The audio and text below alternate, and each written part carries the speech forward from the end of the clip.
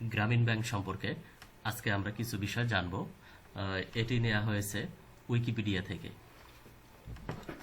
গ্রামীণ ব্যাংক হলো বাংলাদেশের একটি আধা সরকারি স্বায়ত্তশাসিত প্রতিষ্ঠান।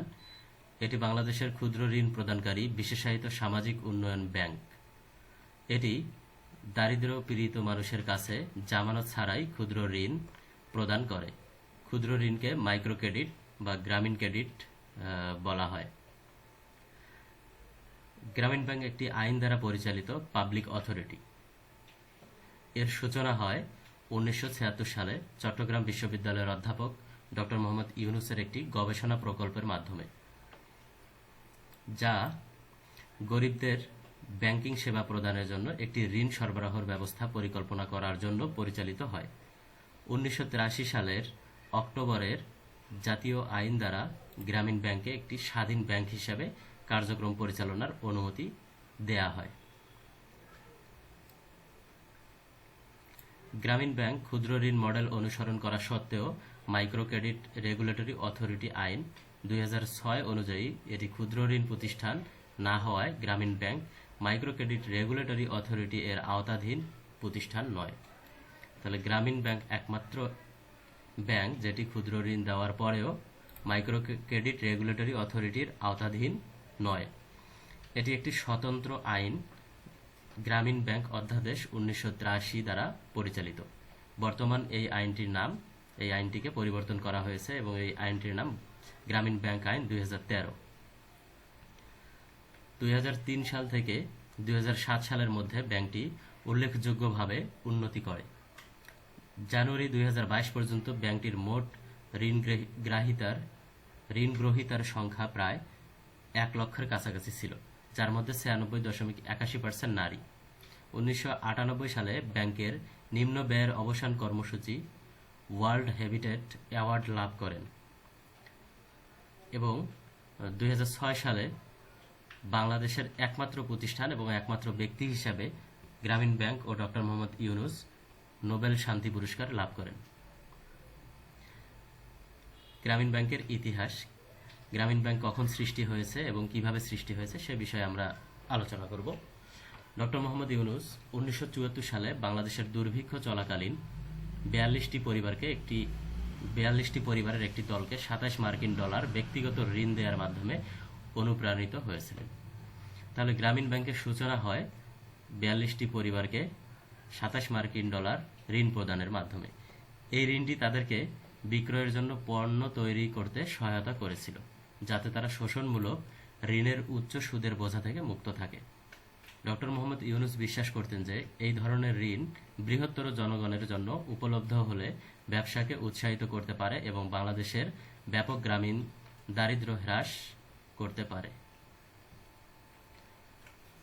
ডক্টর মোহাম্মদ ইউনূস তার গবেষণা ও অভিজ্ঞতা থেকে গ্রামীণ ব্যাংকের নীতি তৈরি করেছিলেন।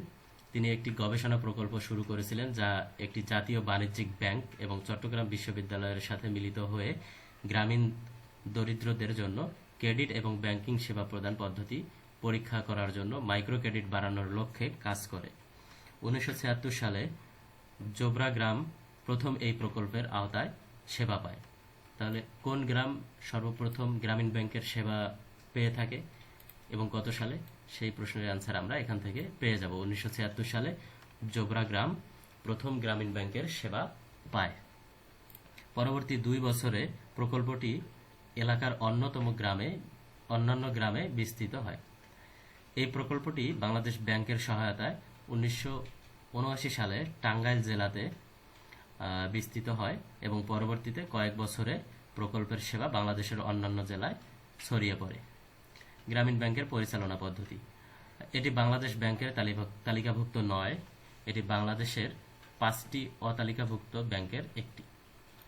বাংলাদেশের মোট অতালিকাভুক্ত ব্যাংক হচ্ছে 5টি, তার মধ্যে একটি হচ্ছে গ্রামীণ ব্যাংক। গ্রামীণ ব্যাংক একটি বোর্ড দ্বারা পরিচালিত হয়, যেই বোর্ডের বর্তমান চেয়ারম্যান অধ্যাপক ডক্টর আব্দুল হান্নান চৌধুরী। তিনি একজন অর্থনীতিবিদ, শিক্ষাবিদ এবং পরিসংখ্যানবিদ। তিনি নর্থ সাউথ বিশ্ববিদ্যালয়ের বর্তমান উপাচার্য এবং বিশ্ববিদ্যালয়টির ব্যবসায় প্রশাসন ও অর্থনীতি অনুষদের একজন অধ্যাপক। এবং তিনি বর্তমান গ্রামীণ ব্যাংকের পরিচালনা পর্ষদের চেয়ারম্যান হিসেবে দায়িত্ব পালন করছেন। গ্রামীণ ব্যাংকটি প্রতিষ্ঠিত হয় 2 অক্টোবর 1983 সালে। এর প্রতিষ্ঠাতা ডক্টর মোহাম্মদ ইউনুস। গ্রামীণ ব্যাংকের সদর দপ্তর ঢাকা, বাংলাদেশ।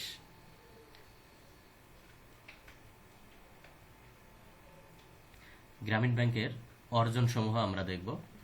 গ্রামীণ ব্যাংকের সব থেকে বৃহৎ অর্জন 2006 সালে ডক্টর মোহাম্মদ ইউনুস এবং গ্রামীণ ব্যাংক যৌথভাবে নোবেল শান্তি পুরস্কার লাভ করে।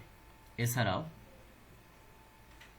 আগা খান স্থাপত্য পুরস্কার 1989 সালে সুইজারল্যান্ড কর্তৃক গ্রামীণ ব্যাংকে প্রদান করা হয়। কাজী মাহবুবুল্লাহ পুরস্কার 1992 সালে বাংলাদেশ কর্তৃক প্রদান করা হয়। রাজা বদোয়া আন্তর্জাতিক উন্নয়ন পুরস্কার 1993 সালে বেলজিয়াম কর্তৃক প্রদান করা হয়। তুন আব্দুল রাজ্জাক পুরস্কার 1994 সালে মালয়েশিয়া কর্তৃক গ্রামীণ ব্যাংকে প্রদান করা হয়। স্বাধীনতা দিবস পুরস্কার 1994 সালে বাংলাদেশ কর্তৃক প্রদান করা হয়। বিশ্ব বসতি পুরস্কার 1997 সালে যুক্তরাজ্য কর্তৃক গ্রামীণ ব্যাংকে প্রদান করা হয়। আমাদের প্রতিবেশী দেশ ভারত কর্তৃক 2000 সালে গান্ধী শান্তি পুরস্কার প্রদান করা হয়। পিটার্সবার্গ পুরস্কার যুক্তরাষ্ট্র কর্তৃক প্রদান করা হয় 2004 সালে। এবং আমরা ইতোমধ্যে জেনেছি যে 2006 সালে নরওয়ে থেকে শান্তি পুরস্কার প্রদান করা হয়। শান্তিতে নোবেল পুরস্কার প্রদান করা হয়। এমসিসিআই ঢাকা এর অর্ধবর্ষ পদক পুরস্কার বাংলাদেশ কর্তৃক প্রদান করা হয় গ্রামীণ ব্যাংকে, এটি 2014 সালে। এছাড়াও international finance magazine and best corporate social responsible bank পুরস্কার প্রদান করা হয় 2014 সালে, এটি যুক্তরাজ্য কর্তৃক প্রদান করা হয়। এই ছিল মোটামুটি গ্রামীণ ব্যাংক সম্পর্কে আমাদের অজানা বিষয়। সবাইকে অসংখ্য ধন্যবাদ।